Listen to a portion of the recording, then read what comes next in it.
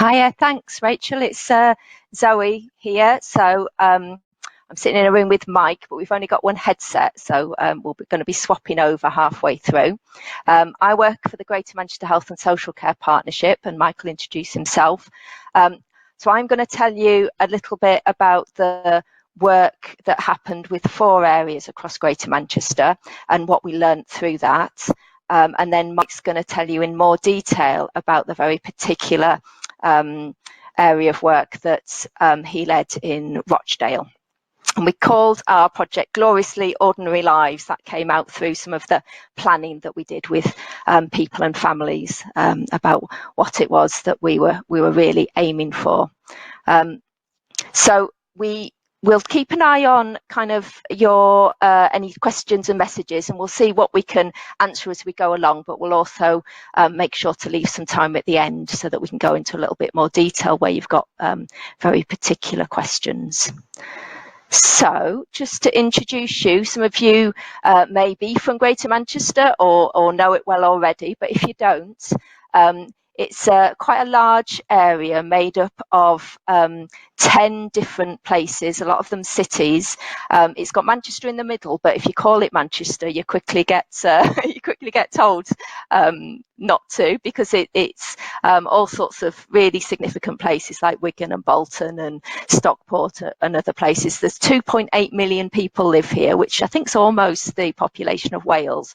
So while it's not big in geography, it's got lots of people here, and that gives us as a region an amazing opportunity really to try to work together to do the best that we can for the people who are using the health and social care system across the whole area.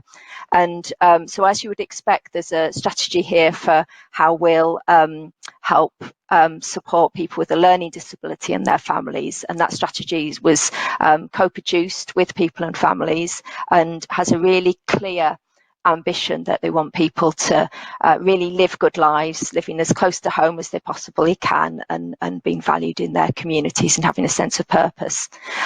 I work for a different programme that works alongside that called Personal and Community Centred Approaches. So in all of the changes that happen across Greater Manchester, there's real talk of a shift in power towards people and communities, and my programme tries to help each of the areas deliver on that. So I work across a number of things: personal budget, social prescribing, asset-based approaches, all sorts of stuff. So we have this ambition for people with a learning disability, but as with most places, people and families would tell us that we're way off achieving that for everybody here. And so a couple of years ago, we started thinking about what was there something that we could do to really get a bit more energy into really coming back to some using some person-centered approaches to improve things for people.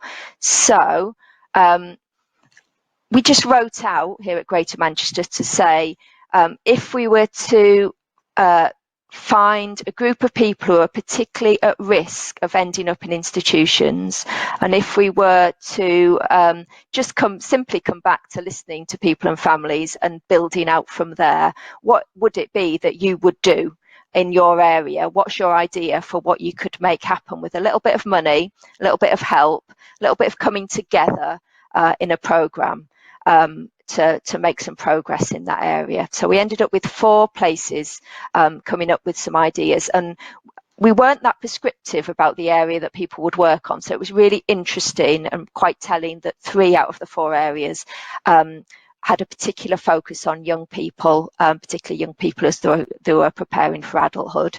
And then so that seemed particularly critical area to focus on if we're to help people get good lives and stay out of institutions. And then Rochdale, as we'll see in a moment, had a particular piece of work where they were trying to bring some people home who'd been put out of area. So we had about a year to work together right from the beginning, and that quickly it didn't seem like long enough to make the kind of changes we wanted to. So it was more about doing as much as we could in that year, and then that leading to something that would carry on from there. So we're doing some follow-on work now. So there's a lot of detail in this slide, but it basically just outlines the the focus of the 4 different areas. So I won't talk about Rochdale because Mike's going to talk about that. But Wigan were already really focused on the fact that while they had been working really hard on this, when they talked to people and families, those people told them that looking ahead out of children's services into the lives they wanted as adults felt like falling off a cliff. So they had loads of ideas about what they could do to change that, and some really innovative ideas about different roles, different uses of technology, and primarily working together with people and families to make that better.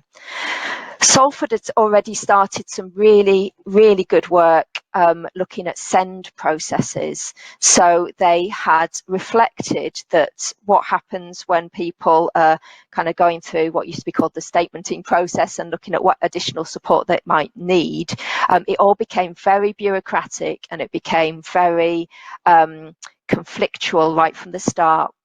With lots of people feeling like they had to fight, people and families feeling like they had to fight for support, and all the professionals feeling like they had to kind of ration and defend themselves against that. And they wanted to they were already stepping back from that and looking at how they could make that just a little bit more human. So they were doing some work around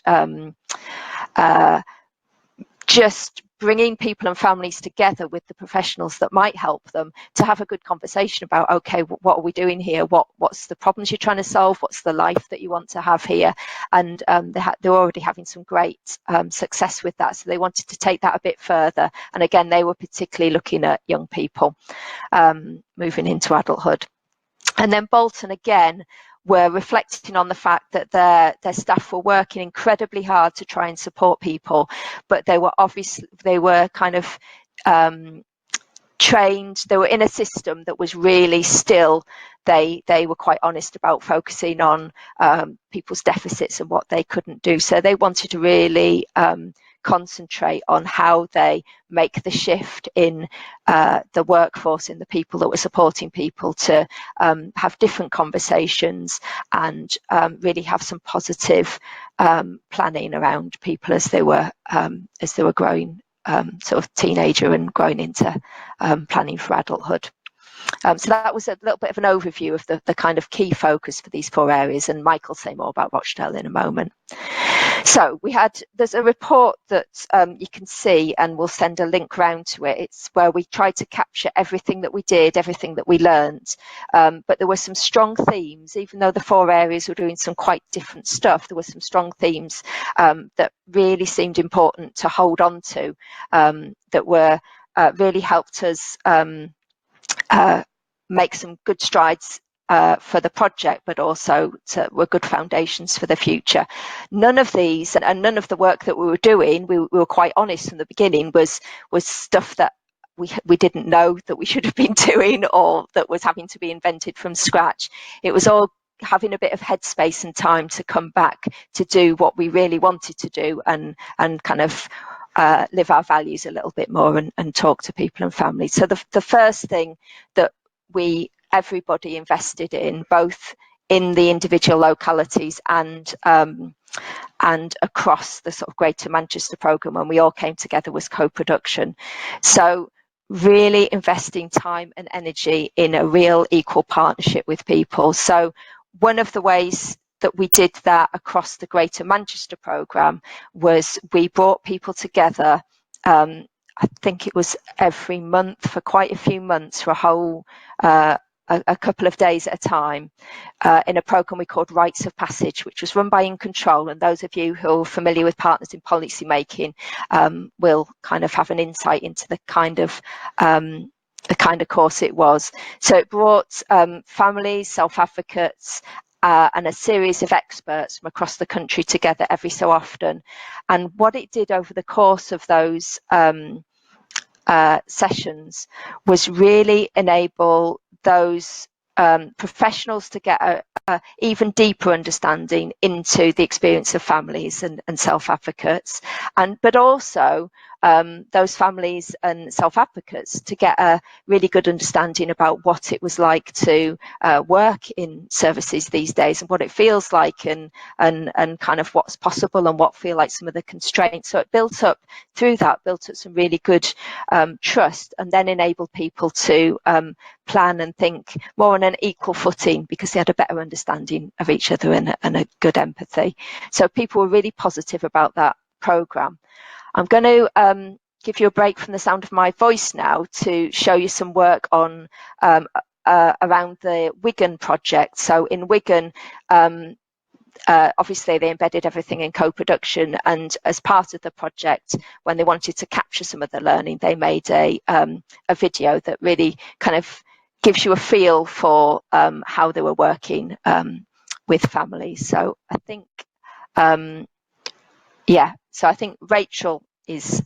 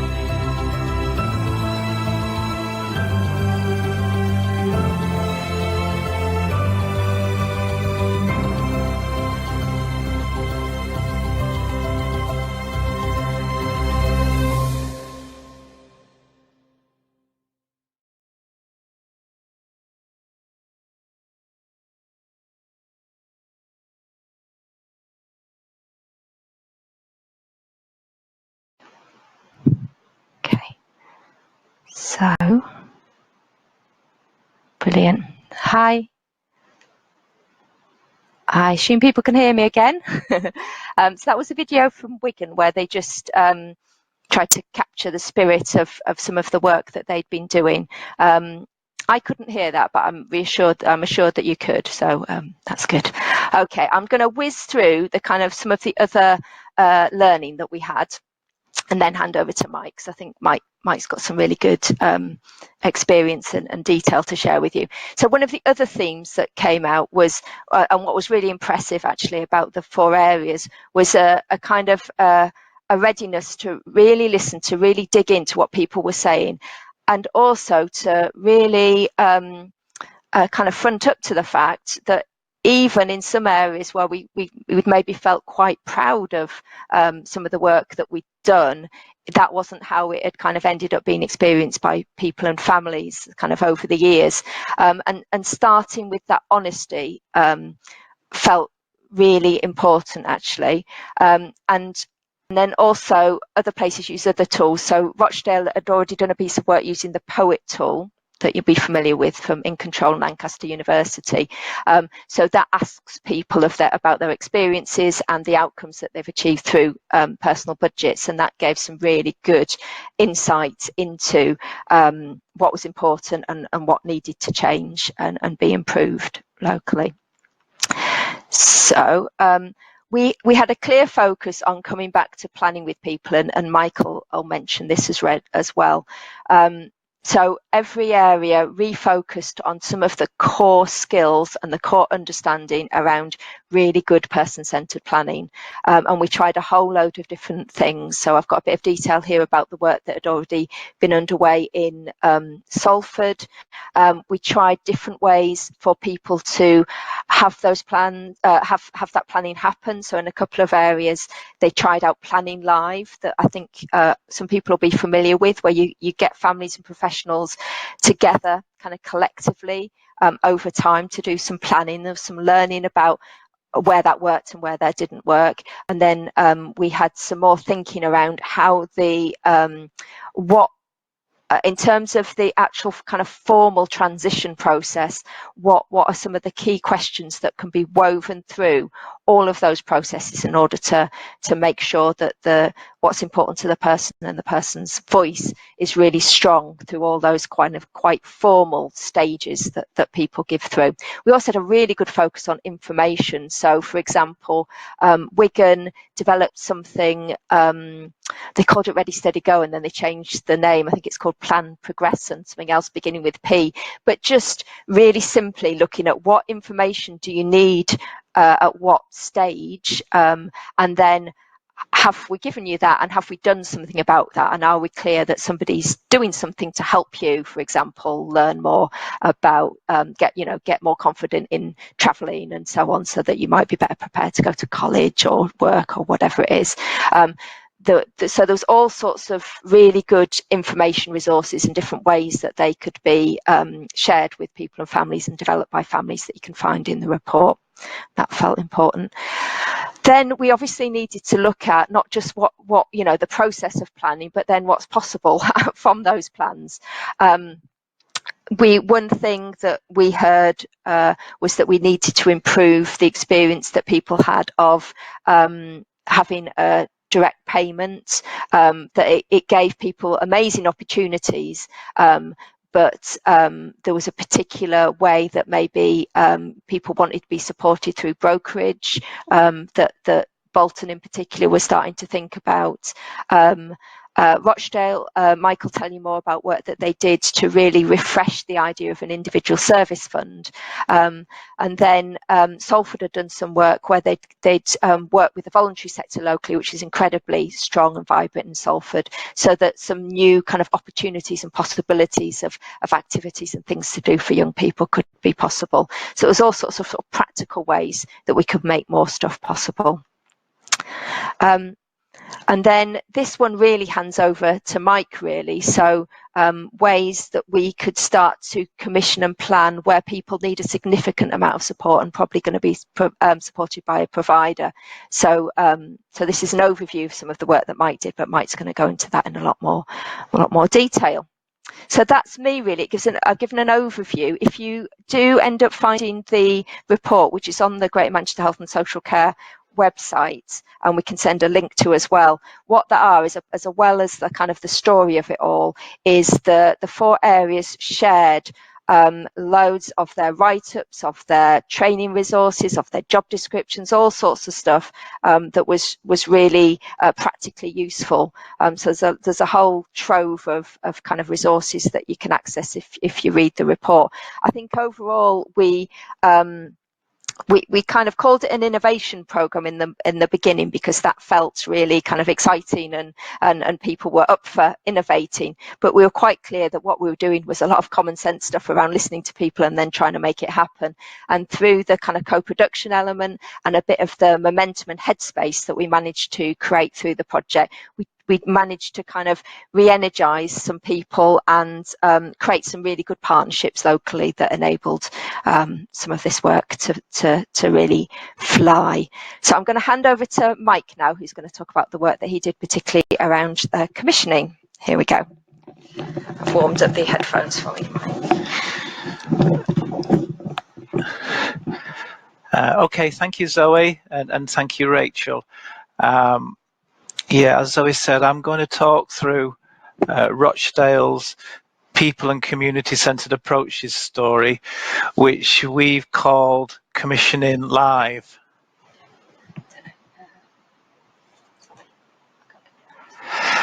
Okay, so the focus of our programme was around co-production and trying to establish an accommodation scheme for people with learning disabilities and autism. So essentially people who need a great deal of support. And we wanted to develop plans to keep people in their own homes. So obviously sometimes people have to move into acute settings, but we wanted to build the right support around people so that it prevented anybody needing to go into an acute setting. So working together to build support. So we started off with one commissioning manager about 3 or 4 years ago, and a group of parents with people with learning disabilities and autism who wanted to have local provision for their relatives instead of having to live in out of area placements. And there was also a group of youngsters coming up through transition who again, the families were concerned about having enough local provision in the borough. Excuse me. So we wanted, as I say, to develop a local scheme, and we started off in a commissioning process that included people and families in putting a spec out that asked for a provider, a care and support provider who had a housing arm to come along and work with us to develop a local scheme. And we've worked on that, and it's been quite a journey. The accommodation, it still hasn't been built, but we've developed some what we think are some good planning techniques with people. We have found a site, and it's gone through planning permission, and we're currently working with the housing development, with the housing provider to get this new facility built. And currently the plan is to have it built probably around late next year, but I'll talk a bit about that later. So yes, moving on from that, what we have done is look to build individual flats for people, and we've engaged very early on with an architect, and the architect's drawn up some individual plans for the various units, and with one young man who lives quite a number of miles away, about 100 miles away from Rochdale. He drew up some plans for his apartment, and then the social worker and the community nurse involved with this young man asked him to come and meet him in his current home. And when he did that, he came back. On the way back, he ripped up his plans and said, "We need to start again. So once I've met the person, we'll need to start again, because what I've designed, I don't think would work." So we've had really good working relationships with the people and families and the architect who's going to be designing the new development.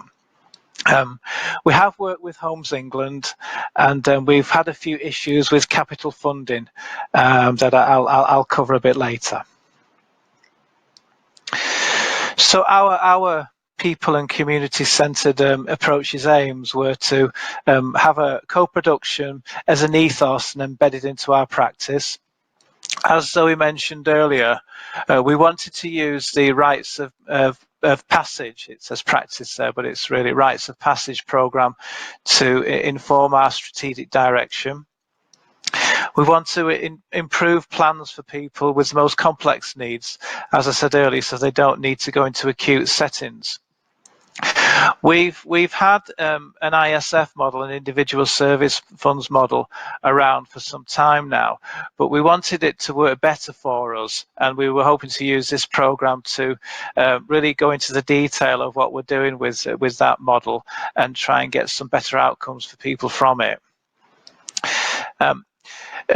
People with complex needs have complex health needs as well, and we wanted to work with the NHS colleagues to have more of a holistic approach to working with people.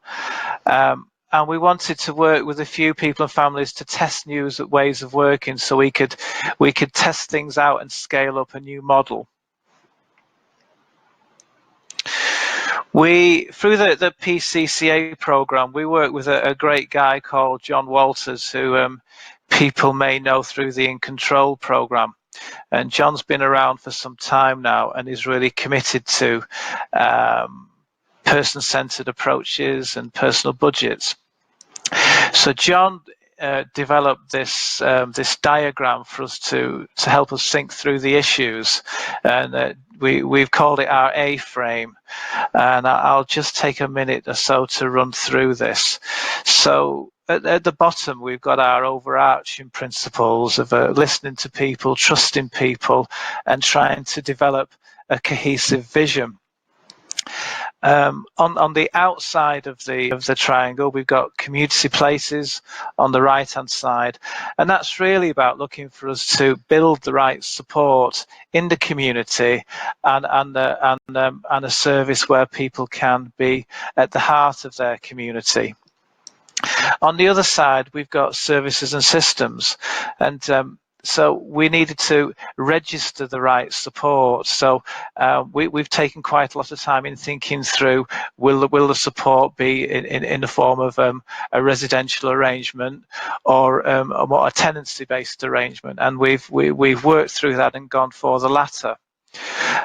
And that's also about systems and restructure changes. It's a long-term program. We've been going 3 years, and the world has changed since when we started this program.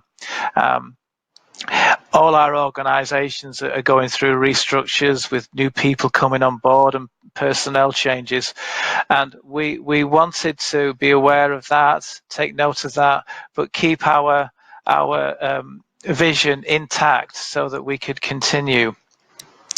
In terms of the outcomes, one of the key outcomes for us was that we will be doing things together, and by that we mean that people with most complex needs, one of the outcomes for us will be for them doing things together with people in their communities and with their local family and friends. Obviously, the key people are the focus people themselves, their friends and family, and paid people. And our project looked to bring everybody together. The A-frame is in the middle. It's got relationships, expectations, and communication, and we feel that is where the strength comes into it. So the diagram that John's helped us with has helped us to keep focus, I think. So individual support funding partnership agreement. This is what we've started to set up in a new contractual arrangement, and we've set out to understand that really that there's three rather than two parties. So we've got the commissioner or the contractor and the provider, but then we've tried to factor in the person and their family into that contractual arrangement. Highly personalised, but using a basic framework which places an emphasis on collaboration and partnership rather than setting out things that one party must do over another. So we've tried to rip up the old contracting arrangements away and looked at something different that's more focused. And we've got a 7-point plan to help us frame the personalised approach. So hopefully it provides an opportunity for each party to consider every aspect of the person's support.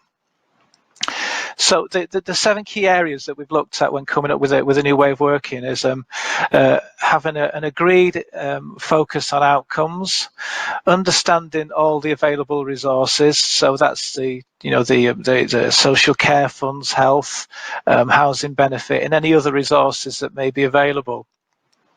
A focus on listening and communicating well. And we're all on the journey together, so learning and making progress together.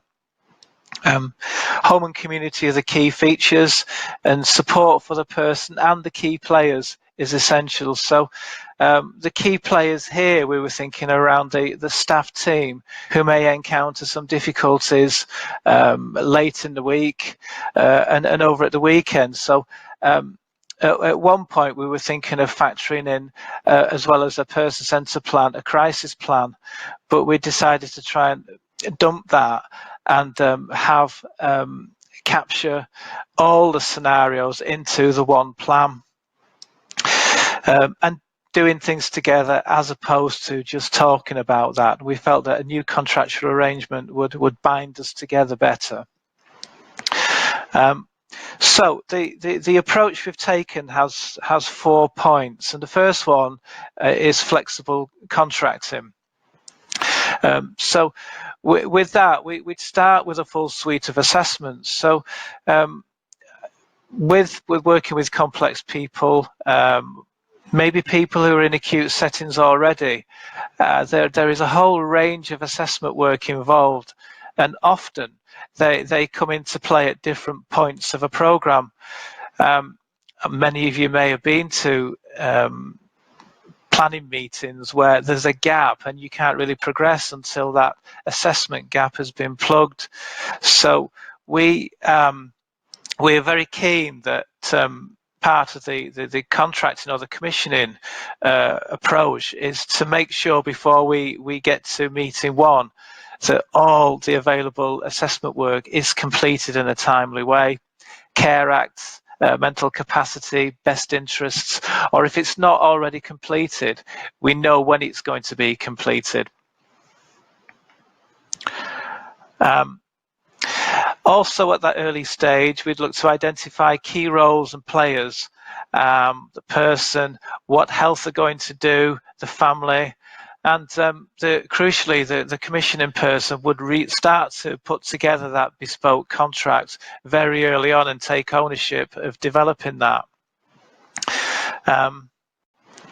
So working together to get that contractual piece of work done on a workshop style basis. So it's more attainable for people and families to understand at that start how that contract plays a part and who will do what and in which circumstances. So if the going gets tough, who's responsible for doing what? And finalising the plan with all the resources on the table.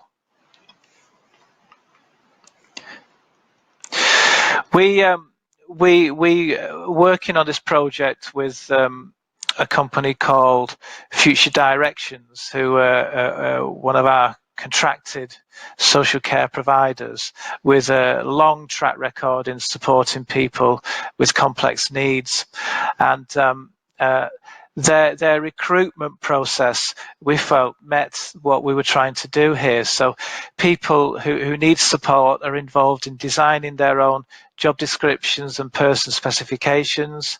They speak to people about who they know, where they go, and develop an advert that's bespoke to them.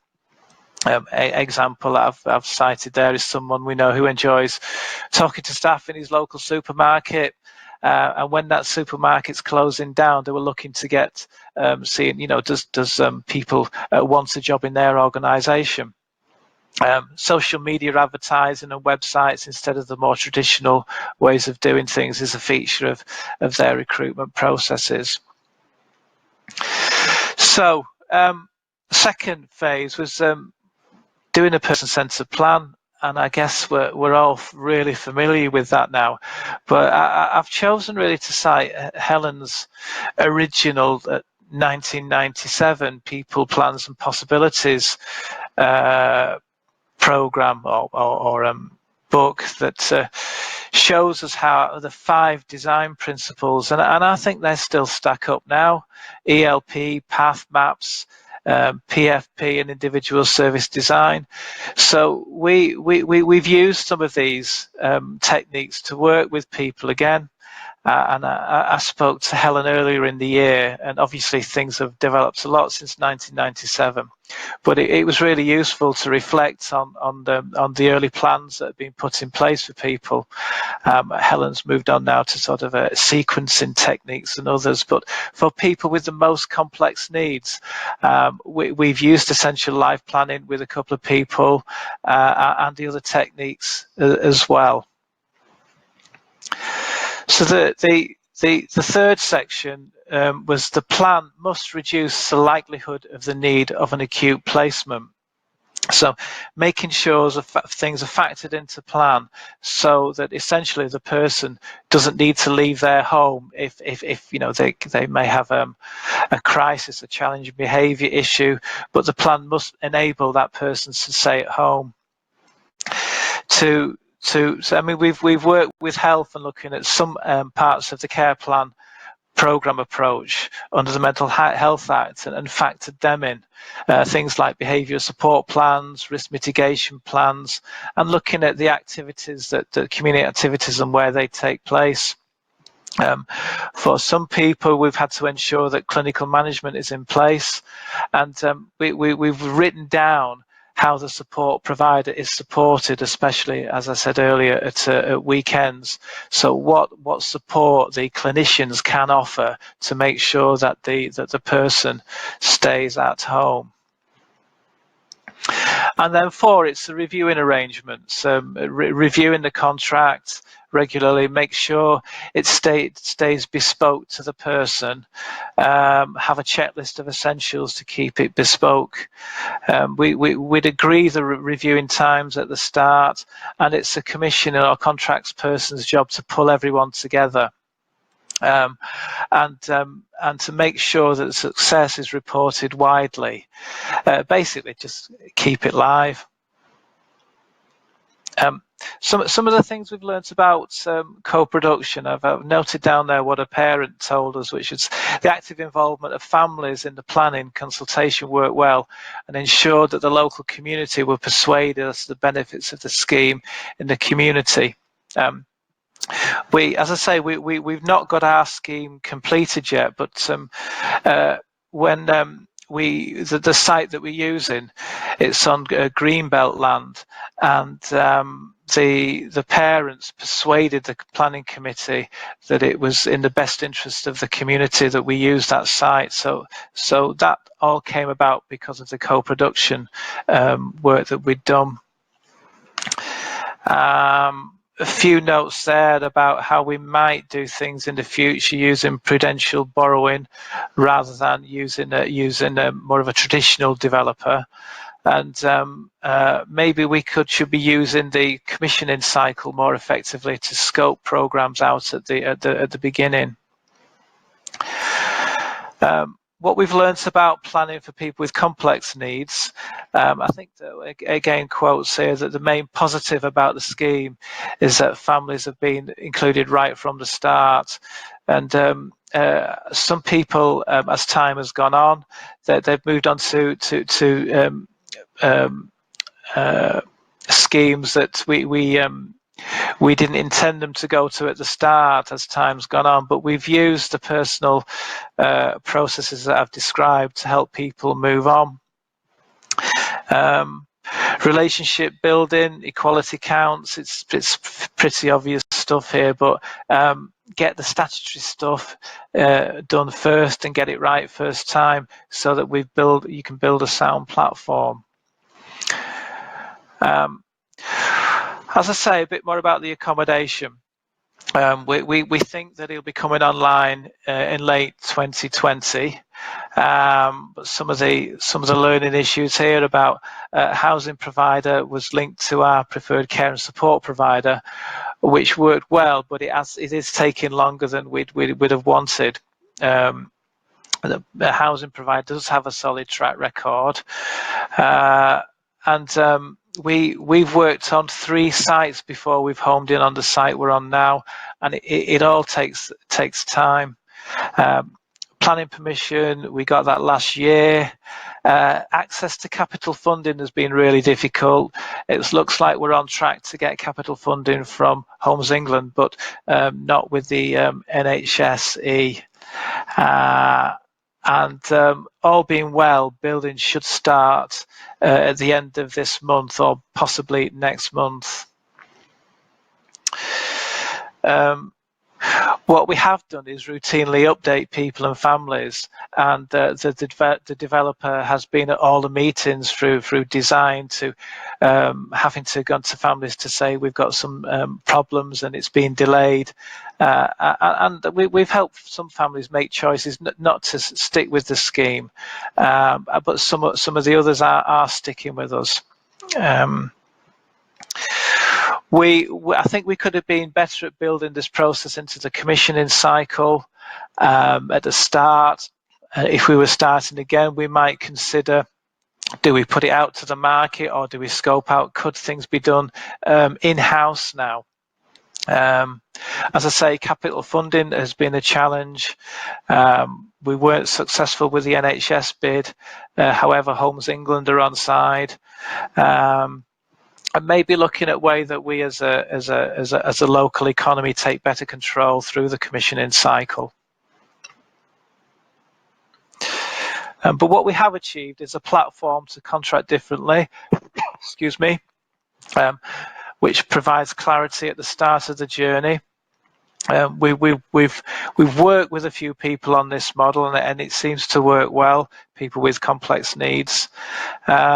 And of course, we all want to bring people along, and even things if the rough with the smooth, I guess, and you know, just stick with people. Whoops, I've missed one, but it's I think that's probably about it. Thank you. Cool. So, thank you for joining us, everybody. I'm sure Zoe and Mike are happy to receive questions through emails. Is that right? Yeah, absolutely. No problem. Afterwards. Yeah. So I can share those email addresses when I send you guys the video of the recording. Yeah. Right, well, if there's no questions, thank you all for joining us, and thank you to Zoe and Mike for presenting.